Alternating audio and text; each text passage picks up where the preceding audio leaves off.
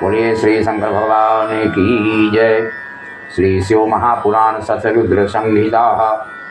ओम अवतरान शृणु विभोर द्वादश प्रणीतान परान ज्योतिर्लिंग स्वरूपान्वयी नानातिकारकान् मुनि। भगवान शिव के द्वादश ज्योतिर्लिंग के रूप में अवतार का वर्णन किया हुआ है। भगवान द्वादश ज्योतिर्लिंग कहाँ कहाँ स्थिति है और वहाँ से क्या क्या फल प्रदान होते हैं। श्री शिव पुराण शिव तत्व को प्राप्त कर लेने के बाद क्या प्रसिद्धि क्या ख्याति प्राप्त होती है। आदि व्याधि सभी से मुक्ति मिल जाती है। आदि माने मानसिक और व्याधि माने शारीरिक, ये दोनों दुखों से छुटकारा प्राप्त हो जाता है। नंदीश्वर महाराज ये सब प्राणियों को आगाह करते हैं, बताते हैं। शिव जी के ज्योतिर्लिंग रूप में पूजा अध्ययन स्तुति हर किसी को करनी चाहिए। द्वादश ज्योतिर्लिंग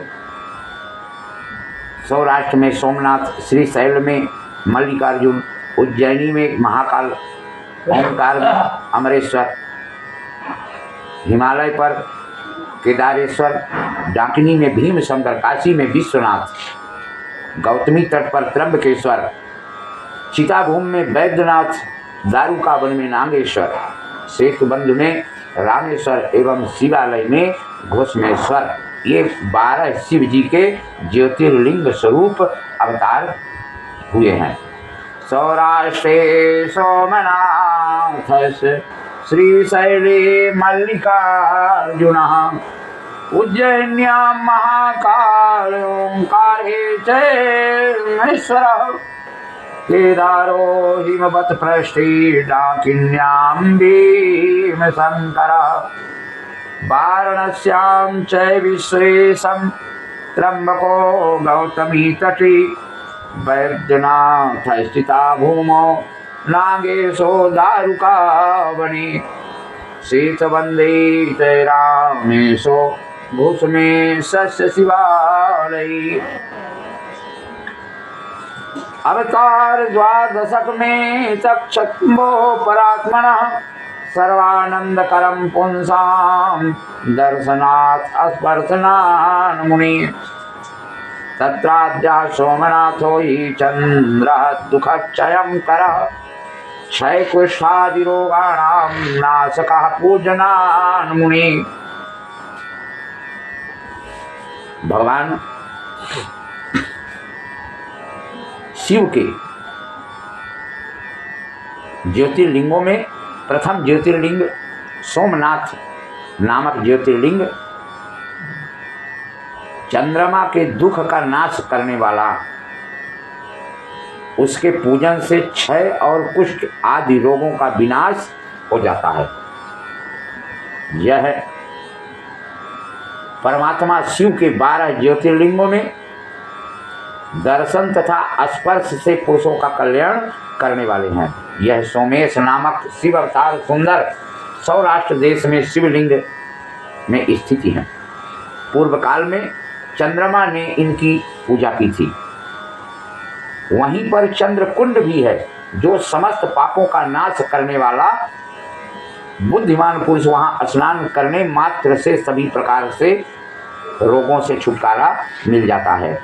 शिव जी के परमात्मा स्वरूप महालिंग सोमेश्वर का दर्शन करने से मनुष्य पापों से मुक्त हो जाता है और भोग तथा मोक्ष प्राप्त करता है। शिव का मल्लिकार्जुन नामक दूसरा अवतार श्रीशैल पर हुआ था, जो भक्तों को मनोवांछित फल प्रदान करता है। भगवान शिव कैलाश पर्वत से पुत्र कार्तिकेय को देखने के लिए अत्यंत प्रीतिपूर्वक श्रीशैल पर गए और वहां लिंग रूप से भक्तों के द्वारा संस्तुत हुए। द्वितीय ज्योतिर्लिंग की पूजा करने से महान सुख की प्राप्ति होती है और अंत समय में वह निसंदेह मुक्ति प्रदान करता है। इस प्रकार शिव जी का तीसरा महाकाल नामक अवतार उज्जैनी में अपने भक्तों की रक्षा के लिए पूर्व काल में रत्नमाला पर निवास करने वाला वेदोक्त धर्म का विध्वंसक सर्वनाशक ब्राह्मण द्वेषी दूषण नामक असुर उज्जैनी गया। तब वहाँ वेद नामक ब्राह्मण के पुत्र ने शिव जी का ध्यान किया। शिव जी प्रकट हुए और उस असुर को हुंकार मात्र से उसी समय भस्म कर दिया। श्री शिव इस प्रकार दैत्य को मारकर देवगणों से प्रार्थित होकर अपने भक्तजनों की रक्षा के लिए वे महाकाल नामक ज्योतिर्लिंग स्वरूप से वहीं उज्जैनी में प्रतिष्ठित हुए। महाकाल नामक ज्योतिर्लिंग के दर्शन और यत्न पूर्वक पूजन से सभी कामनाएं सिद्ध होती हैं। अंत में उत्तम गति की भी प्राप्ति होती है। चौथा अवतार भगवान भोलेनाथ का ओंकारेश्वर नाम से प्रसिद्ध है, जो भक्तों को इच्छित फल देने वाला है। विंध के द्वारा भक्ति भाव से विधि पूर्वक पार्थिव लिंग स्थापित किया, जिससे विंध की कामनाओं को पूर्ण करने वाले महादेव आविर्भूत हुए। देवगणों के द्वारा प्रार्थना किए जाने पर शिव जी वहाँ 2 रूपों में स्थित हो गए। हे मुनीश्वर, लिंग रूप से स्थित हुए वो भक्तों पर कृपा करने वाले और भोग तथा मोक्ष देने वाले भगवान शिव जी हैं। प्रणव में ओंकार नाम से स्थित शिव ओंकारेश्वर नाम से प्रसिद्ध है, जो पार्थिव लिंग परमेश्वर नाम से प्रसिद्ध है। इनके दर्शन तथा पूजन करने से भक्तों को अभीष्ट फल की प्राप्ति होती है। चतुर्थ स्थानीय ओंकारेश्वर तथा परमेश्वर ज्योतिर्लिंग का वर्णन बताया। परम शिव का 5वां अवतार केदारेश नाम वाला है। यह ज्योतिर्लिंग रूप से केदार क्षेत्र में स्थित है। विष्णु के जो नर और नारायण नामक अवतार हैं, उनके द्वारा वहाँ के निवासियों की प्रार्थना से किए गए शिव हिमालय के केदार नामक स्थान पर स्थापित हैं। उन दोनों ने ही इन केदारेश्वर नामक ज्योतिर्लिंग की पूजा की थी। केदारेश्वर नामक शिव दर्शन तथा अर्चन से भक्तों के मनोरथों को पूर्ण करने वाले भगवान भोलेनाथ हैं। केदार संज्ञक अवतार सर्वेश्वर होने पर भी इस केदार खंड का विशेष रूप से स्वामी हुए, जो भक्तों की सभी कामनाओं को पूर्ण करने वाले हैं। शिव जी का 6वां ज्योतिर्लिंग अवतार भीम शंकर नाम से प्रसिद्ध है। यह अवतार महान लीला करने वाला भीम नामक असुर का विनाशक है।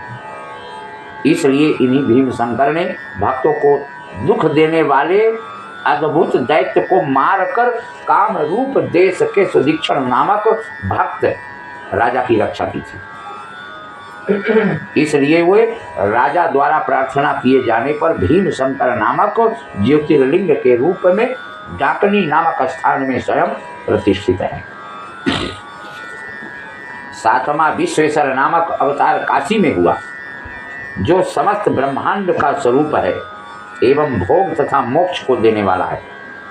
विष्णु आदि समस्त देवों ने इस विश्वेश्वर ज्योतिर्लिंग की पूजन किया तथा कैलाशपति भैरव तो इनकी नित्य ही पूजा करते हैं। स्वयं सिद्ध स्वरूप प्रभु अपनी काशीपुरी में ज्योतिर्लिंग स्वरूप से विराजमान है तथा वहाँ पर मुक्ति प्रदान कर रहे हैं। जो लोग भक्ति पूर्वक काशी तथा विश्वेश्वर के नाम का निरंतर जप करते हैं, वे कर्मों से सर्वदा निर्लिप्त रहकर कैवल्य पद से भागी होते हैं और परम गति परम पद को प्राप्त करते हैं, शिव तत्व को प्राप्त करते हैं, कैलाश धाम के वासी बनते हैं। शिव जी का त्र्यंबक नामक 8वां अवतार महर्षि गौतम के द्वारा प्रार्थना किए जाने पर गौतमी तट पर हुआ और महर्षि गौतम द्वारा प्रार्थना किए जाने पर वहीं पर उनकी प्रसन्नता के लिए शिव जी ज्योतिर्लिंग स्वरूप से अचल होकर प्रेम पूर्वक प्रतिष्ठित हो गए। उन महेश्वर के दर्शन, स्पर्श एवं अर्चन से सभी कामनाएं पूर्ण होती हैं, अंत में मुक्ति भी प्राप्त होती है। शिव के अनुग्रह से वहां पर गौतम के प्रीतिवश पवित्र करने वाली शिव प्रिया गंगा गौतमी नाम से स्थिति है। वहां दर्शन मात्र से सभी पापों का नष्ट हो जाना निश्चित है। शिव जी का 9वां ज्योतिर्लिंग अवतार वैद्यनाथेश्वर नाम से प्रसिद्ध है। नानाविध लीलाएं करने वाले वे प्रभु रावण के निमित्त प्रकट हुए थे। भगवान महेश्वर रावण के द्वारा लाए जाने के बहाने चिताभूमि में ज्योतिर्लिंग स्वरूप से प्रतिष्ठित हो गए। यह ज्योतिर्लिंग वैद्यनाथेश्वर नाम से तीनों लोकों में प्रसिद्ध है। भक्ति पूर्वक दर्शन और पूजन करने से निश्चय ही यह भोग तथा मोक्ष देने वाला शिवलिंग है। वैद्यनाथेश्वर शिव के महात्म रूप शास्त्र को पढ़ने तथा सुनने वालों को भोग तथा मोक्ष दोनों की प्राप्ति होती है। शिव जी का 10वां अवतार नागेश्वर नाम वाला कहा गया, जो भक्ति की रक्षा के लिए आविर्भूत हुआ, सर्वदा दुष्टों का दमन करता रहता है। धर्मनाशक दारुक नामक राक्षस को मारकर शिव जी ने वैश्यों के स्वामी सुप्रिय नामक अपने भक्त की रक्षा की थी। नाना प्रकार की लीला करने वाले वे परमात्मा सांब सदाशिव लोगों का कल्याण करने के लिए ज्योतिर्लिंग स्वरूप धारण कर नागेश्वर नाम से वहीं पर स्थित हो गए। भगवान भोलेनाथ नागेश्वर नामक शिवलिंग का दर्शन पूजन करने से महापातकों के समूह शीघ्र ही नष्ट हो जाते हैं। शिव जी का 11वां अवतार रामेश्वर नाम से प्रसिद्ध है, जो श्री रामचंद्र का प्रिय करने वाला है। यह रामचंद्र के द्वारा स्थापित किया गया। श्री रामचंद्र जी माता जानकी का पता लगाते लगाते और लंका में विजय प्राप्त करने के लिए वहां श्री राम जी ने भगवान भोलेनाथ का शिवलिंग की स्थापना की। ज्योतिर्लिंग स्वरूप में आविर्भूत हुए उन भक्त वत्सल भगवान रामेश्वर ने ही श्री राम जी के द्वारा संतुष्ट किए जाने पर उनको विजय का वरदान दिया। श्री रामचंद्र जी द्वारा बहुत प्रार्थना करने पर उनके द्वारा सेवित हुए शिव जी ज्योतिर्लिंग स्वरूप से सेतुबंध में स्थित हो गए। रामेश्वर की महिमा इस पृथ्वी पर अद्भुत एवं अतुलनीय है। ये भोग तथा मोक्ष देने वाला, भक्तों की मनोरथ पूर्ण करने वाले शिवलिंग की स्थापना हुई। जो मनुष्य रामेश्वर को उत्तम भक्ति पूर्वक गंगा जल से स्नान कराता है, वह जीवन मुक्त हो जाता है।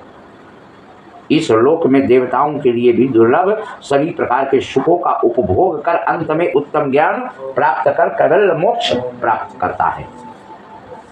शिव जी का 12वां अवतार घोषमेश्वर नाम से प्रसिद्ध है, जो भक्तों पर कृपा करने वाला, अनेक बीज लीला करने वाला और घोषमा को आनंद देने वाला है। दक्षिण दिशा में देवशैल के समीप स्थित सरोवर में घोषमा का कल्याण करने वाले प्रभु शिव प्रकट हुए।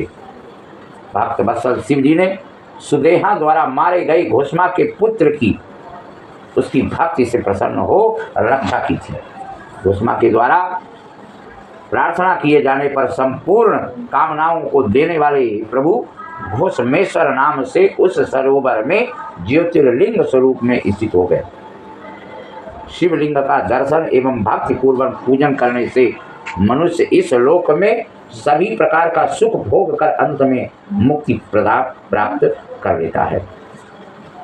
12 ज्योतिर्लिंगों का आपस में